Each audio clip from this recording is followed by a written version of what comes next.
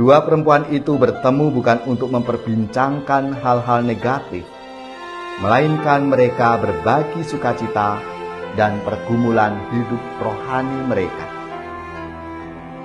Maria dan Elisabet, dua perempuan yang bersyukur karena dipilih dan dipercaya Allah untuk mengandung utusan-utusan Allah. Yohanes. Saudari-saudaraku yang terkasih, berjumpa kembali bersama saya Inspirasiku di Antara. Renungan harian Rabu 21 Desember. Hari biasa khusus Advent yang keempat. Semoga kita bersama keluarga dan komunitas kita selalu dalam keadaan baik, tetap sehat dan bersemangat. Marilah kita mengawali renungan kita dengan tanda kemenangan Kristus. Dalam nama Bapa dan Putra dan Roh Kudus. Amin. Allah Bapa yang Maha Penyayang, kunjungan Maria membawa sukacita bagi Elisabet. Semoga sukacita itu pun kami alami dalam Ekaristi dan menjadi sumber pengharapan bagi kami. Dengan pengantaraan Yesus Kristus Putra-Mu Tuhan kami, yang bersama dengan Dikau dalam persatuan Roh Kudus, hidup dan berkuasa Allah sepanjang segala masa. Amin. Dalam nama Bapa dan Putra dan Roh Kudus. Amin. Inspirasi kita hari ini dari Injil Suci menurut Lukas, bab 1 ayat 39 sampai 45. Marilah kita siapkan kitab suci kita masing-masing. Kita akan membaca bersama-sama lalu merenungkannya. Beberapa waktu sesudah kedatangan malaikat Gabriel, bergegaslah Maria ke pegunungan menuju sebuah kota di wilayah Yehuda. Ia masuk ke rumah Sakaria dan memberi salam kepada Elisabet. Ketika Elisabet mendengar salam Maria, melonjaklah anak yang di dalam rahimnya, dan Elisabet pun penuh dengan Roh Kudus. Lalu berseru dengan suara nyaring, "Diberkatilah engkau di antara semua wanita, dan diberkatilah buah rahimmu. Siapakah aku ini sampai ibu tuanku datang mengunjungi aku?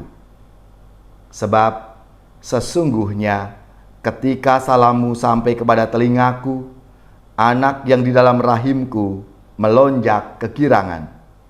Sungguh berbahagialah dia yang telah percaya, sebab firman Tuhan yang dikatakan kepadanya akan terlaksana." Demikianlah sabda Tuhan. Terpujilah Kristus. Saudari-saudaraku yang terkasih, kalau kita menyimak dan mencoba merenungkan sabda Tuhan hari ini, kisah Maria mengunjungi Elisabet mengungkapkan dua hal.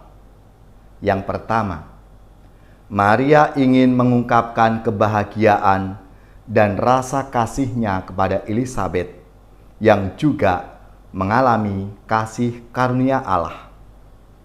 Yang kedua, untuk berbagi pergumulan iman karena anugerah Allah atas dirinya. Dua perempuan itu bertemu bukan untuk memperbincangkan hal-hal negatif, melainkan mereka berbagi sukacita dan pergumulan hidup rohani mereka. Maria dan Elisabet, dua perempuan yang bersyukur karena dipilih dan dipercaya Allah untuk mengandung utusan-utusan Allah. Yohanes sebagai yang mempersiapkan jalan bagi Mesias, dan Yesus adalah Mesias yang akan menyelamatkan seluruh umat manusia. Mereka semua sungguh bersyukur dan bersukacita karena dipakai Allah untuk melaksanakan kehendaknya, melaksanakan rencananya. Hal menarik yang kita pelajari dari Maria, yaitu bahwa kemuliaan yang ia peroleh adalah bentuk perhatian Allah kepada kaum yang lemah dan miskin. Bahkan perhatiannya juga meluas kepada seluruh umat Israel yang selama ini hidup dalam penindasan. Dari Maria, kita belajar meluaskan wawasan dan melihat berkat Tuhan bukan hanya untuk diri kita sendiri, melainkan gereja bersama Maria dipanggil untuk menjadi sukacita dan rahmat bagi yang miskin, kecil, lemah, tertindas, dan difabel. Bapa yang murah hati, bukalah hati kami, sebagaimana hati Maria dan Elisabet yang saling meneguhkan.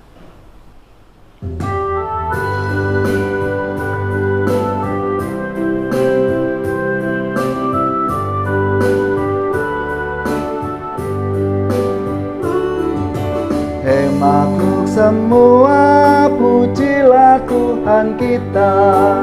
Haleluya, haleluya, haleluya. Pujilah keagungannya. Haleluya, haleluya, haleluya, haleluya, haleluya. Bergaung di seluruh dunia, soraklah haleluya, haleluya, haleluya, haleluya, haleluya.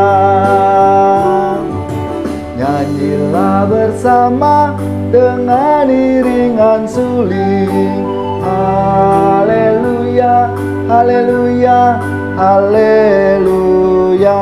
Pujilah Maha Tuhan. Haleluya, haleluya, haleluya, haleluya, haleluya.